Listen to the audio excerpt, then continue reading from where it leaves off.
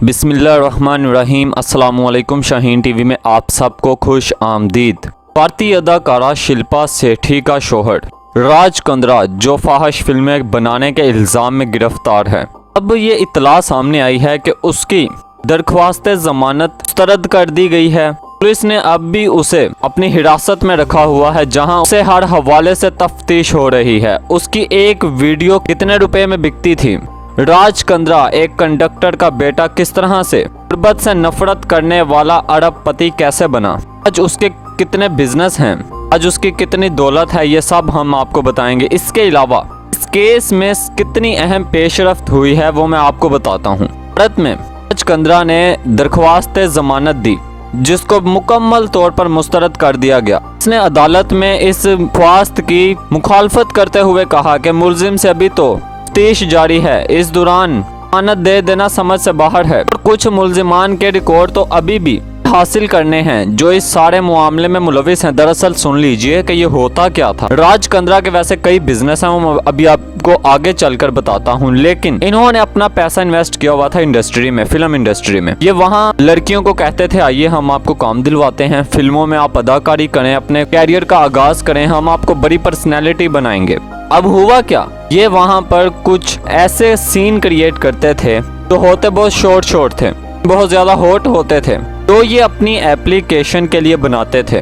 फिर उन सीन्स का ना तो किसी किस्म का कोई कॉन्ट्रैक्ट हुआ होता था, ना ही वो स्क्रिप्ट का हिस्सा होता था। जब लड़कियां शूटिंग के लिए पहुंचती तो उनके हाथ में जो स्क्रिप्ट पकड़ाया जाता था वो मुकम्मल तौर पर तब्दील होता था। ऐसे में मसूफ उनको कहते अब आपको यही करना पड़ेगा, ब्लैकमेल किया जाता और कहा जाता अगर आप ऐसा नहीं करेंगी तो ये सारा खर्चा, यकीनन एक वीडियो बनाने के लिए वो किराए के बंगलों में बनाई जाती थी, उस पर यकीनन पैसा तो खर्च आता होगा। फिर उन्हें कहा जाता था कि आप ये सारा पैसा भरेंगी, ये नताइज की उन्हें धमकियां दी जाती। इस सूरत हाल में एक अदाकारा भी सामने आई। उन्होंने कहा कि मैंने जब ऑडिशन इनको ऑनलाइन दिया पिछले कोरोना के दिनों में, तो ये कहते उन्होंने डिमांड की कि अपने कपड़े उतारो, लेकिन मैंने ऐसा करने से इनकार किया। राज कंद्रा के खिलाफ कई अदाकाराएं सामने आई हैं। बम्बई पुलिस का कहना है कि राज कंद्रा मुकम्मल तौर पर इस बिजनेस में मुलविस थे, इस सारे अमल में वो शरीक थे। इस तरह से वीडियोस बनानी है और शॉर्ट ऐप में ये वीडियोस बाकायदा तौर पर डाली जाती थी। अब शिल्पा शेट्टी क्योंकि अब उसका शौहर है, उसको कहीं ना कहीं उसका दिफा तो करना ही है, लेकिन बम्बई पुलिस ने इस सारे मामले का भी बांडा फोड़ा। उन्होंने कहा कि जब हमने शिल्पा शेट्टी के शौहर के घर छापा मारा तो शिल्पा अपने शौहर से लड़ रही थी कि तुमने ऐसा क्यों किया, हमारे पास सब कुछ था, लेकिन इसके बावजूद भी तुम्हारे ये काम करने की वजह क्या थी, हमारी साख्त, हमारे खानदान का नाम तबाह बर्बाद हो गया है। कई कॉन्ट्रैक्ट्स जिन्हें मुझे कैंसिल कर देना पड़ा है, लोगों ने मुझसे कॉन्ट्रैक्ट्स वापस ले लिए हैं, हमारी साख्त को बहुत बुरा नुकसान पहुंचा है। अब शिल्पा शेट्टी चूंकि उनकी बीवी हैं, अब वो शरीके जुर्म हैं या नहीं, इस हवाले से बम्बई पुलिस ने जब उन्हें ही थाने बुलाया, उन्होंने वहां पर जो बयान दिया है वो बयान कुछ यूं है कि मेरे शौहर का पोर्नोग्राफी से कुछ लेना देना नहीं है। अब मैं आता हूं इस मामले पर।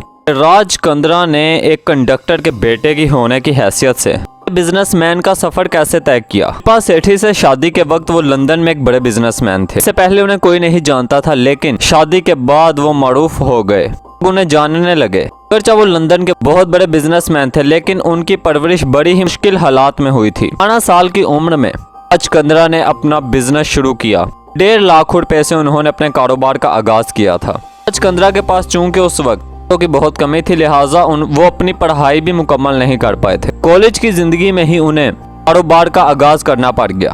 राज कंद्रा की किस्मत उस वक्त बदली जब उन्होंने 1994 में नेपाल का दौरा किया। हाँ, उन्होंने शालें बेचने का काम शुरू किया। हमारे पाकिस्तान में भी आप देखते हैं जिस तरह सिंध की चादर बड़ी मशहूर है, ठीक ऐसे ही वहाँ पे शालें बेचा करते थे। उन्होंने कुछ शालें खरीदकर लंदन के कुछ ब्रांड स्टोर्स में बेचना शुरू कर दी।